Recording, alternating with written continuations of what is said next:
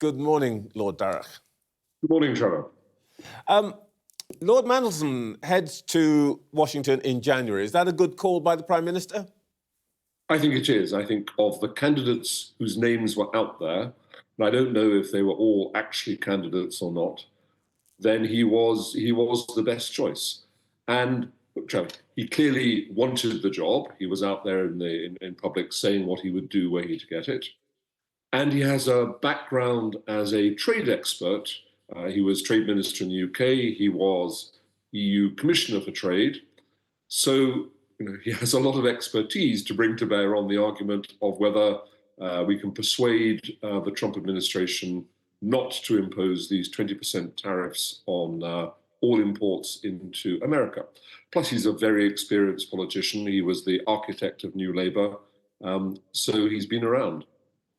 Yes, well, he has been around, which means that there's quite a lot of baggage attached to him, including calling Mr. Trump, amongst other things, a danger to the world and a racist. One of the president-elect's team has called him a moron. I'm not a diplomat, but that doesn't really feel like the basis for a warm working relationship. Well, I wouldn't take all of this stuff too seriously, Trevor. First of all, the man who was out tweeting about Lord Mandelson yesterday was one of the two lead campaign advisors for Trump during the election campaign. He is an election strategist. That's what he does.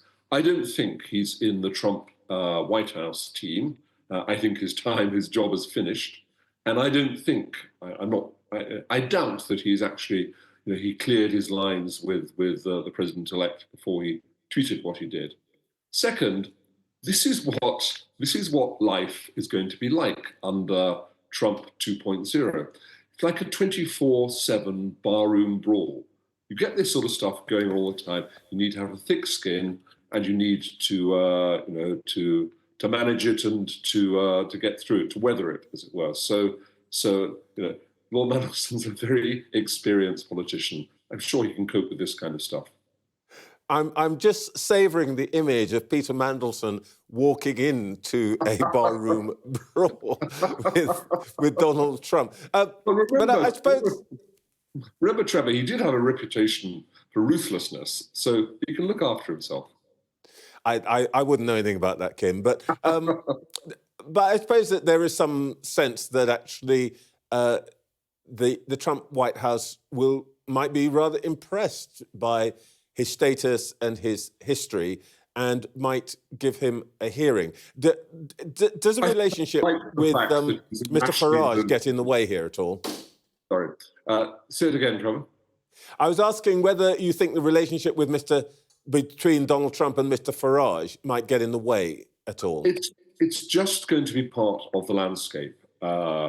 It's clear that Nigel Farage has a strong personal relationship with Donald Trump. It's clear that Farage is going to be over in Washington, perhaps more often than he is in Clacton. And they've also got this relationship now with Elon Musk. That's just part of the landscape, and you have to cope with it. But the difference here is Peter Mandelson will speak for the British government, and Donald Trump ultimately is interested in power. And he will know that Keir Starmer has a huge majority in the British Parliament and is likely to be, Prime Minister for the whole of Donald Trump's second term. So I wouldn't, if I were Mandelson, worry too much about other voices in Donald Trump's ear. That's just going to happen. What you've got to do is make yours the most important voice. All right. I'm sure that Peter Mandelson will call to ask your advice if he hasn't done so already. Has he, by the way? He hasn't. He has? He hasn't, no. Oh, he hasn't. OK, sorry. When he calls, what are you going to suggest might be his priorities? Look, I think from the stuff that's out there already, he's already thought quite deeply about how he's going to do the job, and everything he has said sounds very sensible to me. I think I'll just make 3 quick points to him. Number one, you have to get outside DC, outside Washington. It's a 90% Democrat city, and it's very unrepresentative of the sort of areas, the sort of parts of America that vote for Donald Trump. So get out to the Midwest, get down to the Deep South, visit the places where Trump is the dominant political force.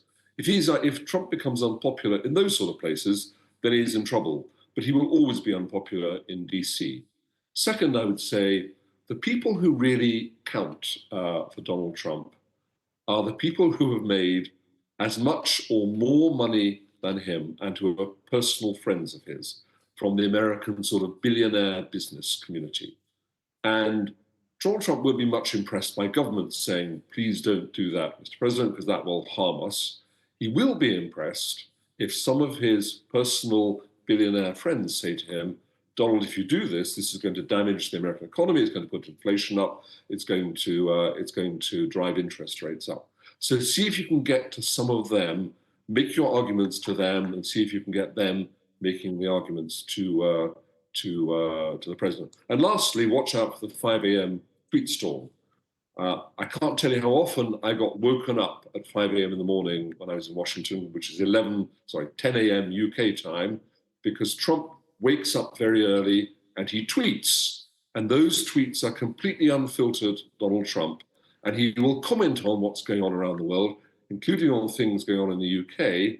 He was very critical at times, for example, of the way Theresa May was handling Brexit. He once tweeted November 2017, I think, he retweeted some anti-Islamic videos by an extremist British group called Britain First. These all get to be instantly big stories in the UK. You need to be prepared for that and just find ways of getting through them, being firm about the British position, being critical if you think that Trump shouldn't have sent them, managing them. What an excellent primer, Kim. Of course, what we are, I think, particularly concerned about, there's trade and there's probably NATO. So we've got 45 seconds left. What do you think he needs to tell the White House about NATO? Because Trump thinks, basically, we're free riding on the Americans' defense capability. Tell Trump that NATO is one of his triumphs from his first term. When he started, there were only 5 or 6 countries at 2% of GDP. There are now 20, and the others, the remaining 8 or so, are on their way. So this is a victory for Donald Trump. Tell him to take his victory lap at the first NATO summit.